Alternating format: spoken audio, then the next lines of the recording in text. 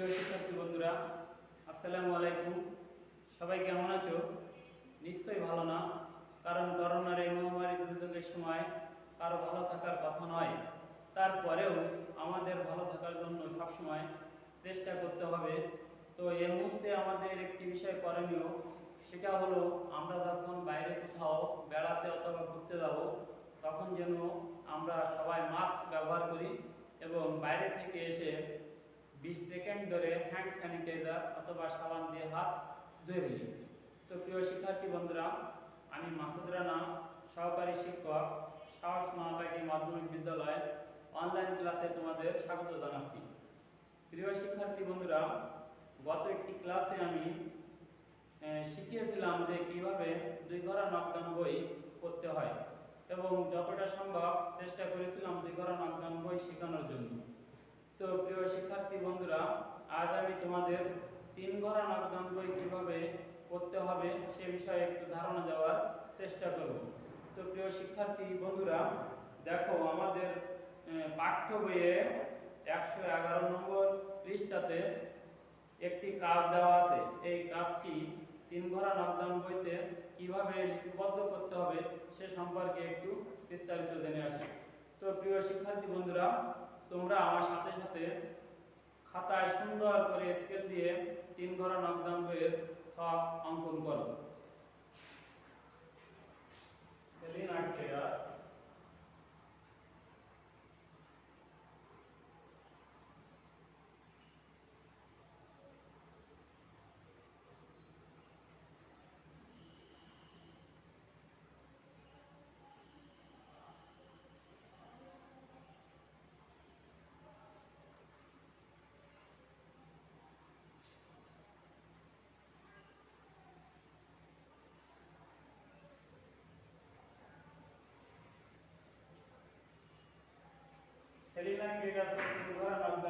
তো প্রিয় শিক্ষার্থী বন্ধুরা, দেখো কিভাবে ছক অঙ্কন করতে হয়। তোমরাও কিন্তু আমার সাথে সাথে সুন্দর করে ছক অঙ্কন করবে।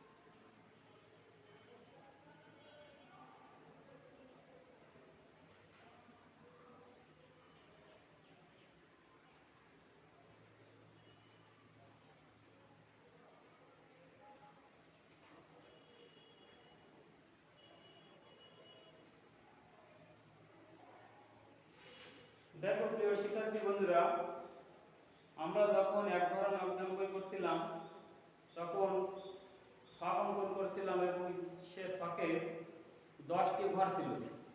যখন 2 ঘোড়া নকদান বই করছিলাম তখন সে ছকে ঘর সংখ্যা ছিল 12টি। এখন 3 ঘোড়া নকদান বইতে আমাদের ঘরের সংখ্যা আছে 14টি। তো 3 ঘোড়া নকদান বই যখন আমি করব বা নকদান বই যখন করব তখন অবশ্যই উপরে ডেবিট এবং ক্রেডিট লিখব।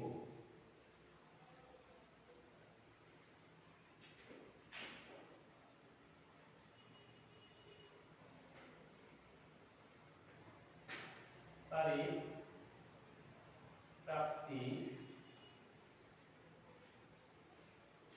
ভাষার নাম,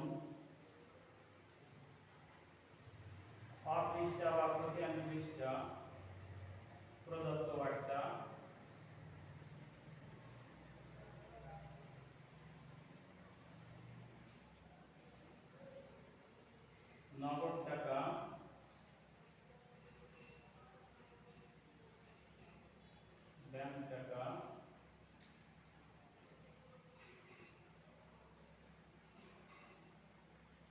তারিখ প্রদান ভাষার নং পৃষ্ঠা প্রাপ্ত বার্তা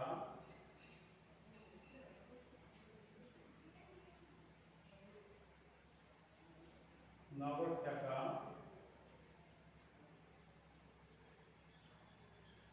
ব্যাংক টাকা।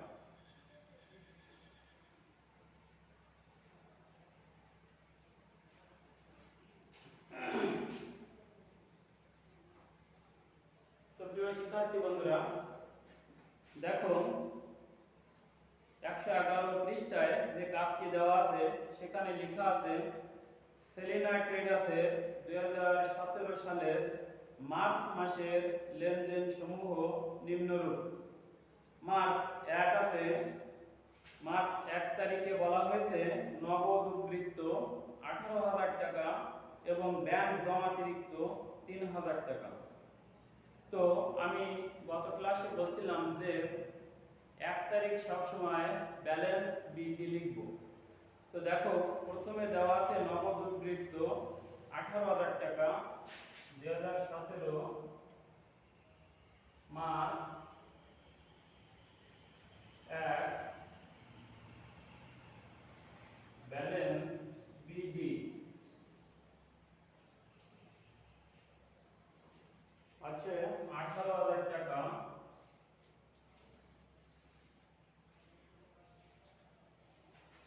পরবর্তী টুকু বলা হয়েছে ব্যাংক জমাতিরিক্ত।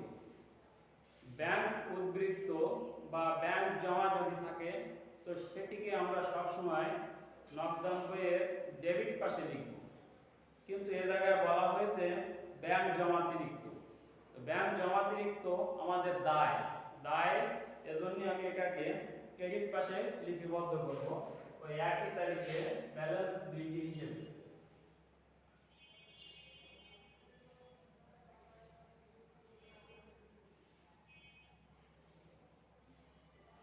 ব্যালেন্স বিডি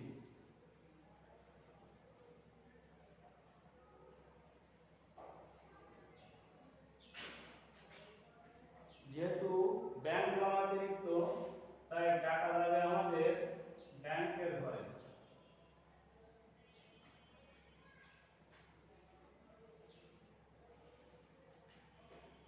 দ্বিতীয় এন্ট্রিতে বলা হয়েছে মার্চ 3-এ ব্যাংকে জমা দাম 5,000 টাকা। প্রিয় শিক্ষার্থী বন্ধুরা, আমরা যখন ব্যাংকে টাকা জমা দিব তখন আমি বলেছিলাম যে সে লেনদেনটিকে কন্ট্রা এন্ট্রি করতে হবে বা বিপরীত দাখিলা করতে হবে। তো ব্যাংকে টাকা জমা দিলে এর দাবেদা কি হয় তোমরা কি জানো? এর দাবেদা হবে যেহেতু ব্যাংকে টাকা জমা দিচ্ছি, ব্যাংক পাচ্ছে, তাই ব্যাংক হিসাব হবে ডেবিট এবং নগদ টাকা চলে যাচ্ছে নগদান হিসাব হবে ক্রেডিট। ব্যাংকে টাকা জমা দিলে ডেবিট পাশে আমি লিখব নগদান হিসাব, নগদান হিসাব টাকা যাবে ব্যাংকের ঘরে 5,000, ক্রেডিট পাশে লিখব ওই একই তারিখ ব্যাংক হিসাব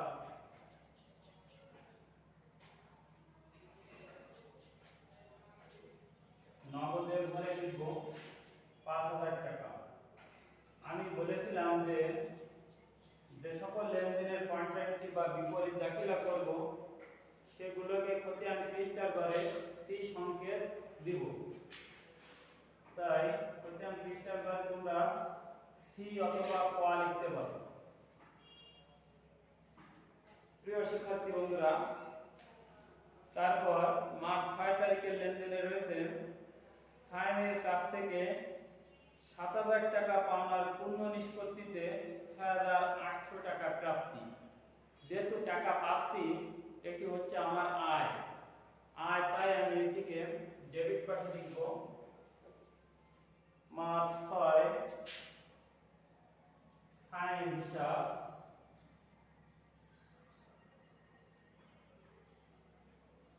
হিসাব টাকার পরিমাণ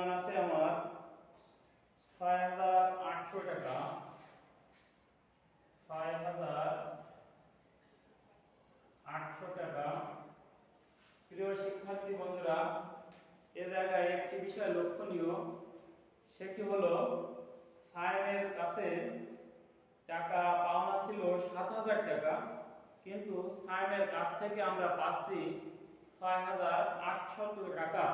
তো এক্ষেত্রে দেখা যাচ্ছে যে আমি 200 টাকা কম পাচ্ছি। তো এই 200 টাকা আমার প্রদত্ত বাট্টার ঘরে চলে যাবে। বাট্টার ঘরে 200 টাকা আমি লিখলাম। তো পরবর্তী লেনদেন দেখো, মার্চ 10 সুমির দেনা বাবদ 3,400 টাকার চেক প্রদান ও বাট্টা প্রাপ্তি 100 টাকা। প্রদান করলে অবশ্যই সেটি খরচের পাশে যাবে। সুমি হিসাব লিখতে পারি। সুমি হিসাব, টাকার পরিমাণ ছিল 3,400 টাকা। 3,400 টাকা, যেহেতু চেক থাকলে অবশ্যই সেটিকে ব্যাংক অফকে লিখতে হবে এবং বাট্টার পরিমাণ 100 টাকা, তাই বাট্টার ঘরে আমি 100 টাকা লিখলাম।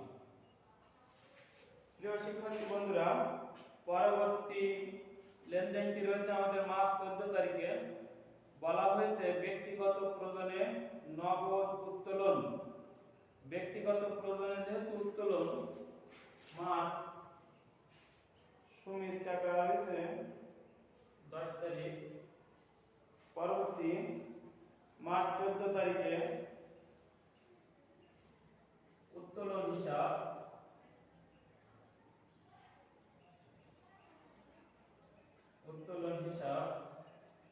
টাকার পরিমাণ আছে আমার 500 টাকা।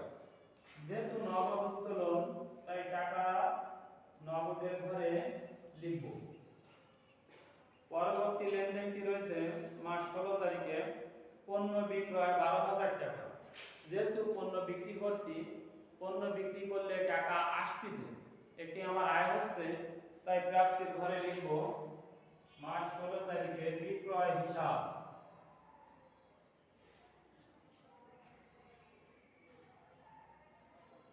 টাকার পরিমাণ আছে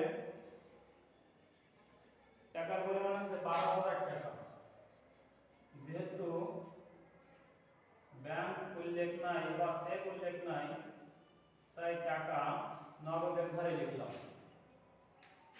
পরবর্তী দেখো, মার্চ 18 তারিখের যে লেনদেনটি রয়েছে, সে জায়গায় বলা হয়েছে 8,000 টাকা মূল্যের পণ্য 5% বাট্টায় পুরায়।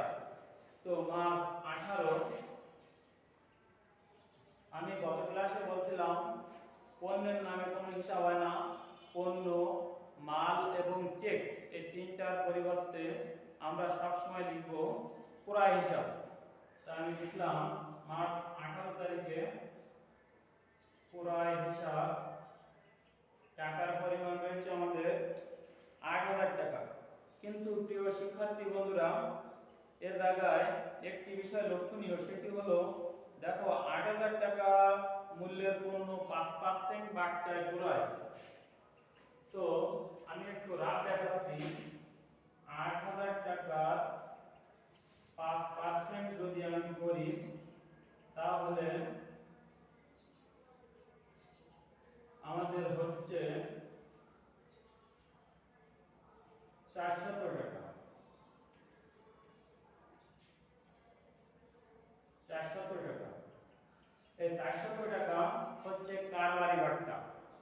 আমি গত ক্লাসে বলছিলাম যে, বা নকদান বইয়ের প্রথমে যে সূত্র লিখেছিলাম, সে জায়গায় বলছিলাম যে কারবারি বাট্টা নকদান বইতে অন্তর্ভুক্ত হবে না। সুতরাং এই 400 টাকা হলো আমাদের কারবারি বাট্টা। এক্ষেত্রে আমি ওই 8,000 টাকা থেকে যদি 400 টাকা বাদ দেয়, তাহলে থাকবে 7,600 টাকা। এই 7,600 টাকা আমি হিসাবে অন্তর্ভুক্ত করব। তো নগদে লিখব 7,600 টাকা। এই 400 টাকা হলো আমাদের কারবারি বাট্টা, আর কারবারি বাট্টা কোনো সময় নকদান বইতে অন্তর্ভুক্ত হবে না। প্রিয় শিক্ষার্থী বন্ধুরা, মার্চ 20 তারিখে দেখো একটি লেনদেন রয়েছে। সে জায়গায় বলা হয়েছে প্রদেয় বিলের অর্থ ব্যাংক কর্তৃক পরিশোধ টাকা। যেহেতু পরিশোধ করছি এটি হচ্ছে আমার খরচ, তাই আমি ক্রেডিট পাশে লিখব প্রদেয় বিল হিসাব, প্রদেয় বিল হিসাব। টাকা লিখব কোথায়? টাকা লিখব ব্যাংক কলামে, কারণ ব্যাংক কর্তৃক পরিশোধ হচ্ছে 2000 টাকা। পরবর্তী লেনদেনটি রয়েছে মার্চ 24 তারিখে 500 টাকা বার্তা মঞ্জুর করে আরিফের নিকট হতে 6500 টাকা চেক প্রাপ্তি। যেহেতু প্রাপ্তি তাই আমি ডেবিট কার্ডে লিখব মার্চ 24 তারিখ আরিফ হিসাব,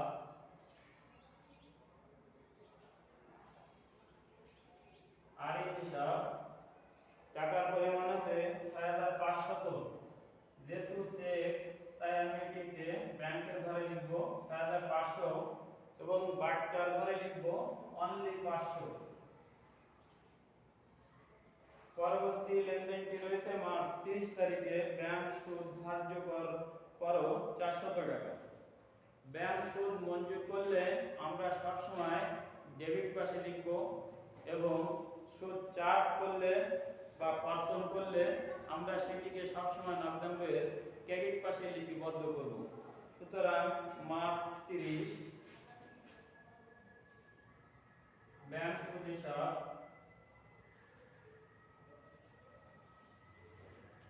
ব্যাংক সুদ হিসাব। টাকার পরিমাণ রয়েছে 400 টাকা। যেহেতু ব্যাংক সুদ চার্জ করেছে বা ধার্য করেছে তাই এটিকে আমি ক্রেডিট পাশে লিপিবদ্ধ করলাম। প্রিয় শিক্ষার্থী বন্ধুরা, এবার আমাদের হিসাবটিকে ক্লোজ করতে হবে। তো দেখা যাক,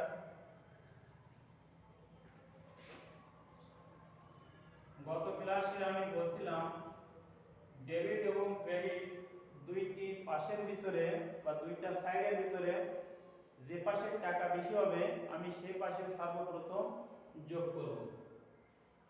তো দেখা যাচ্ছে ডেবিট পাশে টাকার পরিমাণ বেশি রয়েছে, সেক্ষেত্রে আমাদের বার্তার ঘরে আছে 700 টাকা। পরবর্তীতে দেখো আমাদের নগদের ঘরে রয়েছে 18,000। তোমরা ক্যালকুলেটরে এভাবে যোগ করবে, যোগ 6800 যোগ 12,000 36,800 36,800 এবং এর পাশে রয়েছে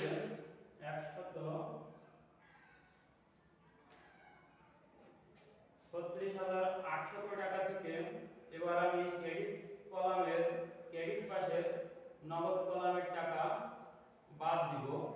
তো দেখা যাচ্ছে 5,000, 500, 7,600,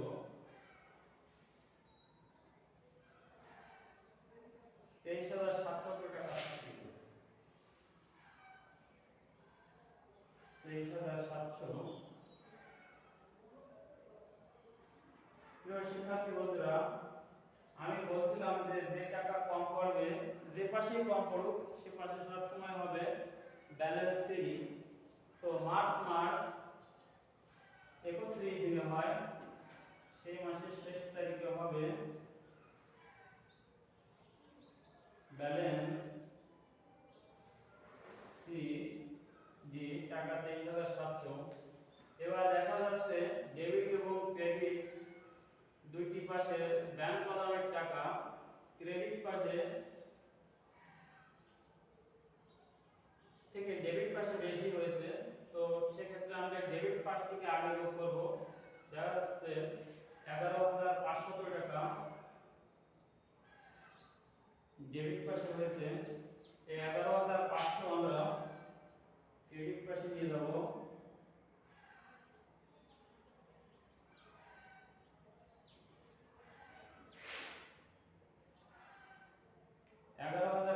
টাকা থেকে আমি ক্রেডিট পাশের টাকা বিয়োগ করব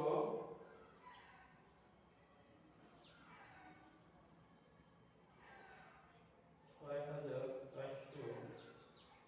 মাইনাস ২৫০০। ২৭০০ টাকা আমার ক্রেডিট পাশে ব্যাংক কলামে কম পড়েছে। প্রিয় শিক্ষার্থী বন্ধুরা, এবার আমি ক্রেডিট পাশের ব্যালেন্স ক্রেডিট টাকাটিকে পরবর্তী মাসের অর্থাৎ যে তারিখে আমি অঙ্ক শুরু করছি সেই তারিখের ১ তারিখে, সেই মাসের তার পরবর্তী মাসের ১ তারিখে ব্যালেন্স বিডি হিসেবে অন্তর্ভুক্ত করব। তো দেখা যাচ্ছে আমরা মার্চ মাসে অঙ্ক শুরু করছিলাম, মার্চের পরে April ১ balance BD, balance BD আমার নগদে কম ছিল ২৩,৭০০ টাকা এবং ব্যাংক কলামে কম ছিল ২৭০০ টাকা। এভাবে হিসাব ক্লোজ করলাম। তো প্রিয় শিক্ষার্থী বন্ধুরা, তোমাদের প্রশ্ন থাকতে পারে যে ৬২ টাকার কোনো ব্যালেন্স নামানো যাবে কিনা। না, ৬২ টাকা শুধু আমরা দুই পাশে যোগ করে বসাই দেব এবং এর কোনো ব্যালেন্স তোমাদের নামানো লাগবে না। তো এভাবে ৩ ঘর মাধ্যমই করতে হয় বা করা হয়। তো প্রিয় শিক্ষার্থী বন্ধুরা, আজ এ পর্যন্ত। তোমরা সবাই ভালো থাকো, সুস্থ থাকো।